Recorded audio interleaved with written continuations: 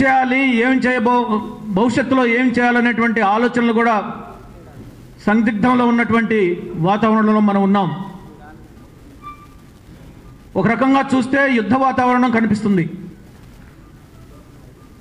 నా ఉద్దేశం నేను స్పష్టంగా చెబుతున్నాను, ఇది ఒక ఎలక్ట్రిసిటీ ఉద్యోగులకు సంబంధించింది కాదు, ఒక ఆర్టీసీ ఉద్యోగులకు మాత్రమే సంబంధించింది కాదు. ఇవాళ జరుగుతున్నటువంటి పరిస్థితులు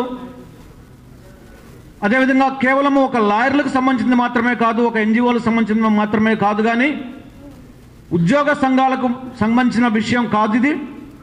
5 కోట్ల మంది రాష్ట్ర ప్రజల, తెలుగు ప్రజల ఆత్మాభిమానం, ఆత్మగౌరవం, అభివృద్ధి, సంక్షేమం, ప్రగతికి సంబంధించినటువంటి సవాలు. 2 రకాలుగా ఈ రాష్ట్రాన్ని ప్రత్యక్షంగా పరోక్షంగా ఈ రాష్ట్ర ప్రగతిని అభివృద్ధిని అడ్డుకోవడానికి ప్రయత్నం చేస్తున్నాడు. ఈ అడ్డుకునేటువంటి కార్యక్రమంలో ఈ రాష్ట్రంలో ఉన్నటువంటి కొంతమంది నాయకులను కూడా కలుపుకోవడానికి ప్రయత్నం చేస్తున్నాడు. ప్రత్యక్షంగా ఏం చేస్తున్నాడంటే ఆర్థిక మూలాలను దెబ్బతీయడానికి ప్రయత్నం చేస్తున్నాడు. పరోక్షంగా రాజకీయ కుట్ర చేస్తున్నాడు. ఇక్కడ రాజకీయ అస్థిరతను నెలకొల్పటం ద్వారా, రాజకీయ సంక్షోభంలోకి ఈ రాష్ట్రాన్ని నెట్టడం ద్వారా, రాజ్యాంగ సంక్షోభంలోకి ఈ రాష్ట్రాన్ని పడవేయటం ద్వారా, ఈ రాష్ట్రాన్ని ఆర్థిక సంక్షోభంలోకి నెట్టడం ద్వారా అతను ఒక రాజకీయ కుట్రను చేస్తూ కక్షతోటి, కార్పణ్యంతో, పగ ద్వేషంతో, విషం కక్కుతూ తెలంగాణ రాష్ట్ర ప్రజలందరినీ కూడా పురికొల్పుతూ ప్రాంతీయ విద్వేషాలను రెచ్చగొడుతూ ఒక ఉగ్రవాదిలాగా, ఒక తీవ్రవాదిలాగా 5 కోట్ల మంది రాష్ట్ర ప్రజల మీద కాలుదూతున్నాడు కేసీఆర్. ఇది మన భవిష్యత్తుకు సంబంధించినటువంటి సమస్య, ఇది మన రాష్ట్ర ప్రగతికి సంబంధించినటువంటి సమస్య. ఇది ఇవాళ చాలా మంది చెప్తారు, మన వాళ్ళు అంటున్నారు చాలా మంది, ఇవాళ సెక్షన్ 8 సడన్ గా ఎందుకు గుర్తొచ్చిందని చెప్పేసి. మిత్రులారా, సెక్షన్ 8 సడన్ గా గుర్తు రాలేదు. గత సంవత్సరాన్ని మనం పరిశీలించుకుంటే ఎన్నిసార్లు కేసీఆర్ మనల్ని గందరగోళ పరిస్థితుల్లో నెట్టాడో మనకు తెలుసు. ఎన్ని వివాదాలను సృష్టించుకుంటూ వస్తున్నాడో మనకు తెలుసు. పోలవరం ప్రాజెక్టు నిర్మాణం దగ్గర నుంచి ఎంసెట్ విషయంలో కానీ, స్కాలర్షిప్స్ విషయంలో కానీ, స్థానికత విషయంలో కానీ, నాగార్జున సాగర్ వాటర్ని పంచుకునే విషయంలో కానీ, సుంకేశ్వర డ్యామ్ విషయంలో కానీ, నేటివిటీ సమస్య విషయంలో కానీ, విద్యుత్ శక్తి విషయంలో కానీ, అధికారుల పంపిణీ విషయంలో కానీ, ఆస్తుల పంపిణీ విషయంలో కానీ, ఉద్యోగస్తుల పంపిణీ విషయంలో కానీ ప్రతి విషయాన్ని కూడా ఆయన రాజకీయం చేస్తూ, మన మీద దుమ్మెత్తిపోస్తూ, పొరుగు రాష్ట్రం మీద నిందలు మోపుతూ, అభాండాలు మోపుతూ, పొరుగు రాష్ట్ర సీఎం, పొరుగు రాష్ట్ర ప్రజలందరూ కూడా మమ్మలను దోచుకుంటున్నారు, మమ్మలను పీడిస్తున్నారు, మా హక్కులను కాలరాస్తున్నారు అని రెచ్చగొడుతూ, మన మీద విషం చిమ్ముతూ, కాలు దూవుతూ అతను మాట్లాడే భాష, అతను వాడే పదాలు, అతను చేసేటువంటి ప్రకటనలు అవి సభ్య సమాజం తలదించుకునేలాగా లేవా అని చెప్పేసి మనమందరం కూడా ప్రశ్నించుకోవాల్సినటువంటి అవసరం ఉంది. పొరుగు రాష్ట్ర ముఖ్యమంత్రిని లఫూట్ అంటాడండి, ప్రధానమంత్రిని అంటాడా, చప్రాసి అంటాడా? ఏం మాటలు ఇవి? అసలు అతను ఒక ముఖ్యమంత్రి లేకపోతే వీధి బజారు రౌడీ అని చెప్పేసి నేను ప్రశ్నిస్తున్నా. ఒక ముఖ్యమంత్రిగా, ఒక రాజకీయ నాయకుడిగా ఎలాంటి భాష మాట్లాడుతున్నాడు, ఎలాంటి ప్రకటనలు చేస్తున్నాడు, ఏ విధంగా రెచ్చగొడుతున్నాడు?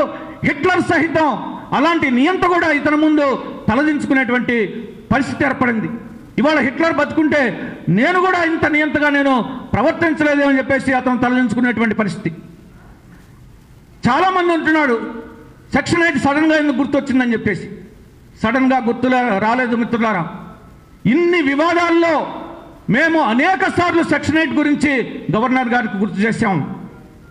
ఎంసెట్ వివాదంలో కానీ, స్కాలర్షిప్స్ వివాదంలో కానీ, 371D వివాదంలో కానీ, విద్యుత్ శక్తి విషయంలో కానీ, జలాల పంపిణీ విషయంలో కానీ, ఉద్యోగస్తుల విషయంలో కానీ, సెక్రటరియట్ విషయంలో కానీ, అన్ని విషయాల్లో ఎప్పటికప్పుడు అనేక సార్లు గవర్నర్ని కలిసాం, అనేక సార్లు ఆయనకి సెక్షన్ 8 గురించి గుర్తు చేశాం.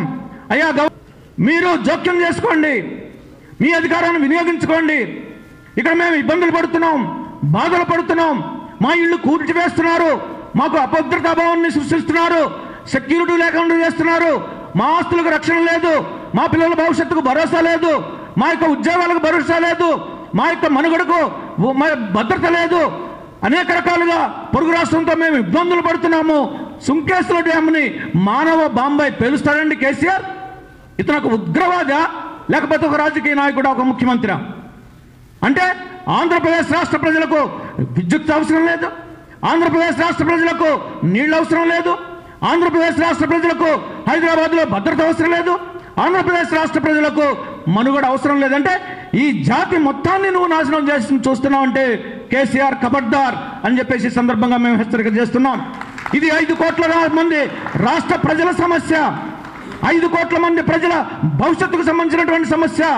ఇది చంద్రబాబు నాయుడు గారి సమస్య కాదు, ఇది కేవలము అశోక్ బాబు గారి సమస్య కాదు, రామాంజనేయులు గారి సమస్య కాదు, లేదు ఇక్కడ ఉన్నటువంటి ఎలక్ట్రిసిటీ ఉద్యోగుల సమస్య కాదు. కానీ ఇది 5 కోట్ల మంది రాష్ట్ర ప్రజల యొక్క భవిష్యత్తు, మనుగడ, ఉనికి, ఆత్మగౌరవం, ఆత్మాభిమానానికి సంబంధించినటువంటి సమస్య.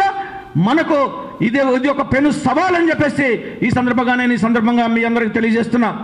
ఇవాళ సెక్షన్ 8 మన రాష్ట్ర అభివృద్ధికి సంబంధం ఉంది, సెక్షన్ 8 మన రాష్ట్ర ప్రజల ఆత్మాభిమానానికి సంబంధం ఉంది, సెక్షన్ 8 మన రాష్ట్ర ప్రగతి సంక్షేమానికి సంబంధం, రెండిటి కూడా అవినాభావ సంబంధం ఉంది.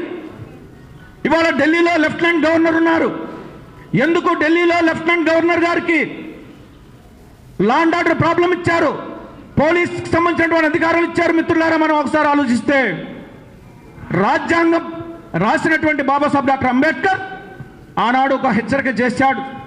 1951 సంవత్సరం ఆయన రాజ్యాంగాన్ని మనకు అందిస్తున్నప్పుడు ఒక హెచ్చరిక చేశాడు. ఏమిటా హెచ్చరిక అంటే, ఇదిగో ఇవాళ మనం ఈ రాజ్యాంగాన్ని మనం అడాప్ట్ చేసుకోవడం ద్వారా వైరుధ్యాల్లోకి ప్రవేశిస్తున్నాం. ఏమిటా వైరుధ్యాలు? రాజకీయంగా ఒక మనిషి, ఒక వ్యక్తి, ఒక విలువ, ఒక ఓటు, సమానత్వం. ఆర్థికంగా, సామాజికంగా ఇంకా మనం సమానత్వం సాధించలేదు.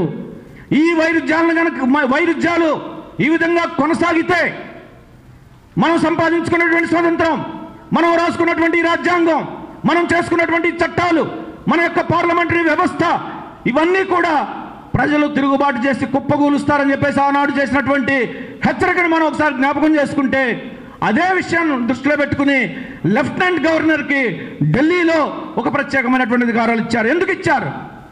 ఢిల్లీలో 2 ప్రభుత్వాలు ఉన్నాయి. ఆనాడు ఒక యూనియన్ టెరిటరీ, ఇప్పుడు రాష్ట్రం. ఆనాడు ఒక యూనియన్ టెరిటరీ, కేంద్ర ప్రభుత్వం.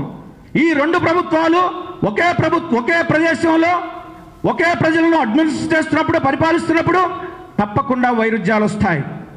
విభిన్న పార్టీలు, విభిన్న మతాలు, విభిన్న సంస్కృతులు, విభిన్న భాషలు, విభిన్నమైనటువంటి మరి ఆచార వ్యవహారాలు, విభిన్నమైనటువంటి మతాలు ఉన్నటువంటి దేశంలో 2 ప్రభుత్వాలు ఒకే ప్రదేశాన్ని పరిపాలిస్తున్నప్పుడు తప్పకుండా వైరుధ్యాలు వస్తాయి.